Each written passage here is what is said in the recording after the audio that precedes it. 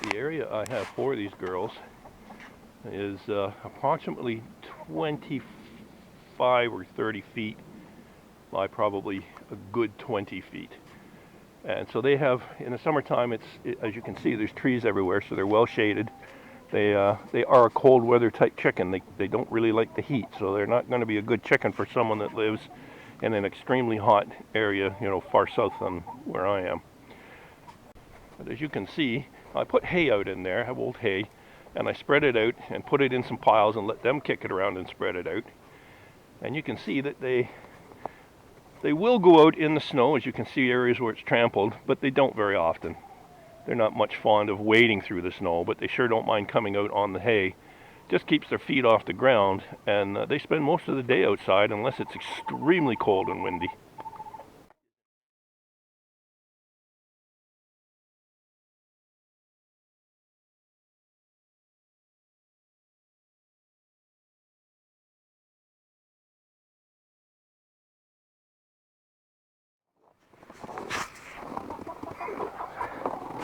Hello, girls. How are you this fine morning?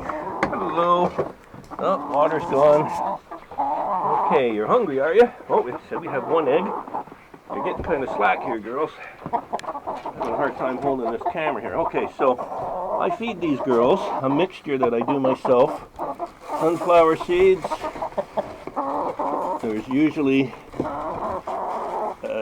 there's some scratch in there because there's a blend in there, crack corn and so on. Hi guys. Oats and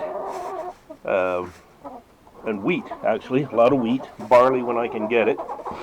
And I like giving them the whole grains because a lot of this, not so much in the wintertime, but a little, I'll sprinkle it outside. I'll show you that in a minute. No, don't go out. Don't go out.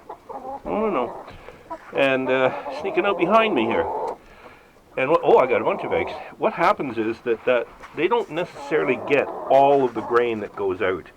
And what happens is, again, that the grain starts to sprout. And so now that gives even another level of nutrition for them so that they can, no, don't go there.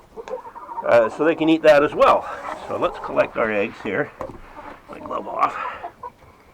3 so far this morning. Not doing very good with this camera work. It gives them a good level of nutrition in addition to just the regular dried stuff.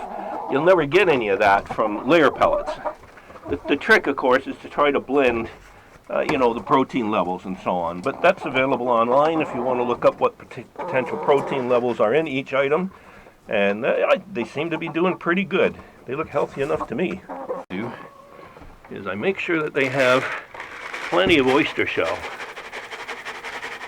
because that's a real good source of calcium for them.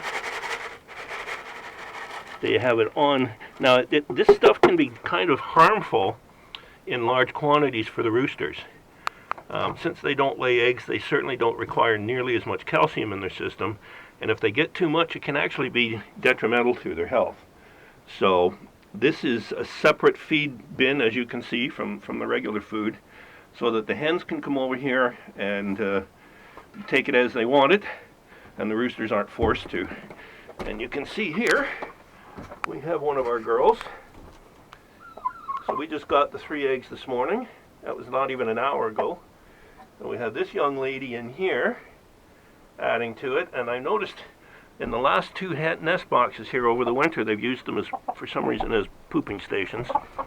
And it's frozen. I can't get it out of there. But I did notice that for some crazy reason, one of them laid an egg back in there, which is now frozen. And that brings me to another thing. These nest boxes are, whoops, excuse, tripping over chickens. These nest boxes, that's an outside wall, of course, and the option was to, or the reason was to be able to get the eggs from outside, which I did all summer. But what I'm finding is that now in the wintertime, the hens, I don't know if you noticed in the previous, well, here's in the middle nest box there, they take all these shavings that are here, and they all had that, and they kick them out. And then they lay on almost on the bare board floor, and they freeze really quickly. So I have to check for eggs during the winter at least every maybe 3 hours or so. If I don't, they're going to be just like this one. You can see it's all cracked. That froze. That's been probably there overnight. I probably missed it last night when I was out. So that's not wasted. I won't eat it, but I'll thaw that out. There's nothing really wrong with it, but the texture is very rubbery after it's frozen like this. I don't particularly care for it, but the dogs will love it. So that will be thawed out and stirred up and added into their kibble. They get quite often is, oh, there we are. That was just 15 minutes ago, and there's the egg we were looking for. So she was just about done when we were here. Anyways, as I was going to say, the grocery store, once these have been sitting around in the store for a while, they reduce them in price because they're starting to look not so pretty. And they're having a hard time selling them, I guess. So they reduce them to half price, so I get them. And they're still quite edible, generally, in the very beginning. But they have a very limited shelf life for me now. So after a couple of days of my getting some, as they start to, kind of get less enjoyable, I bring them out here and the girls get them. And they don't get this much during the winter, of course, because my compost is frozen solid. But they certainly enjoy it now when they can get it. And they get this, I don't know, once a week or whenever I can get them. Once a week, twice a week, depends on what's available.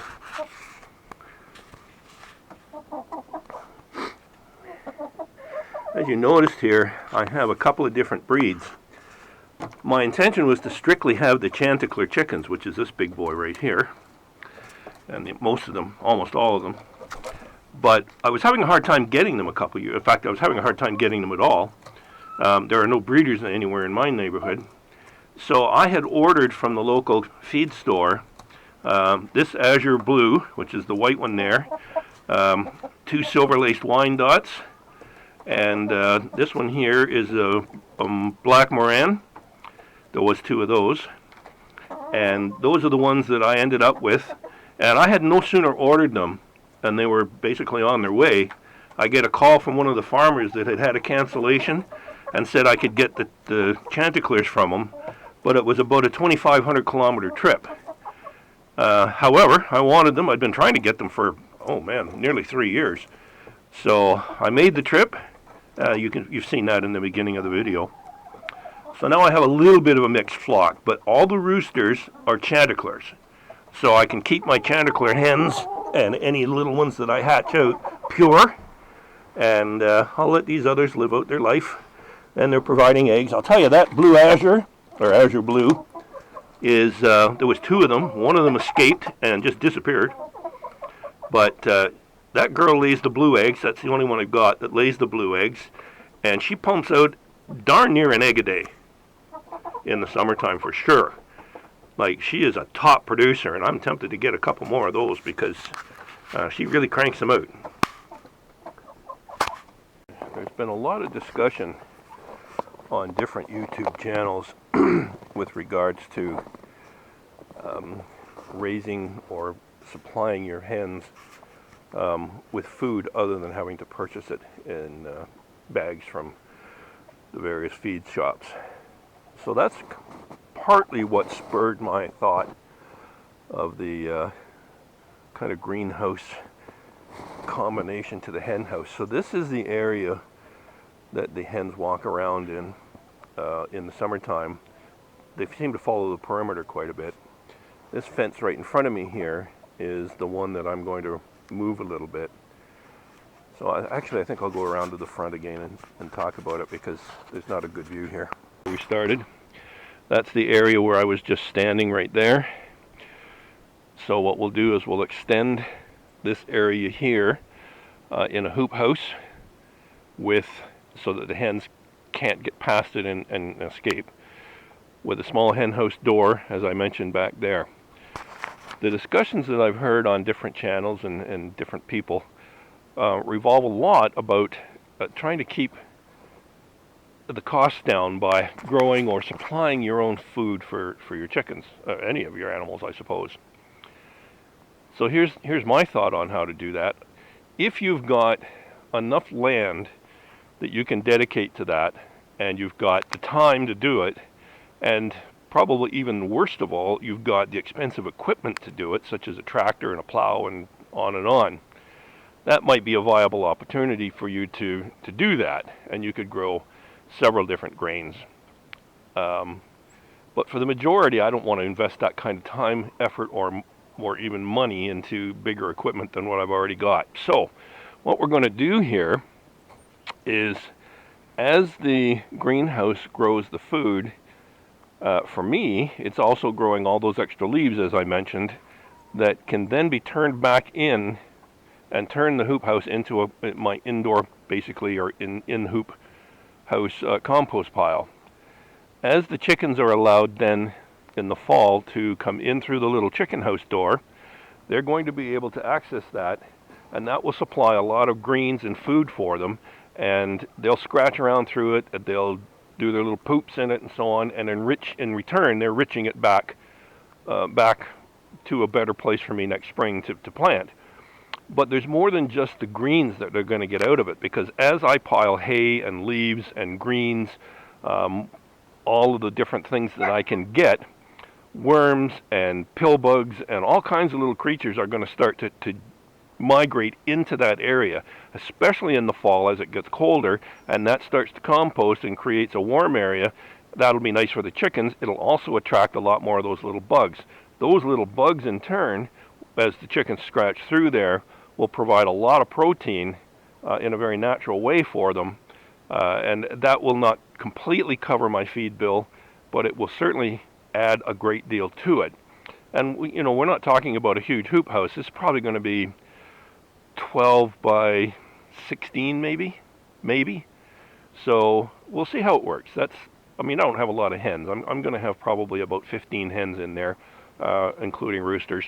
So that's the plan, and we'll have a better idea in the spring when I start to build this setup, just how well that's going to work.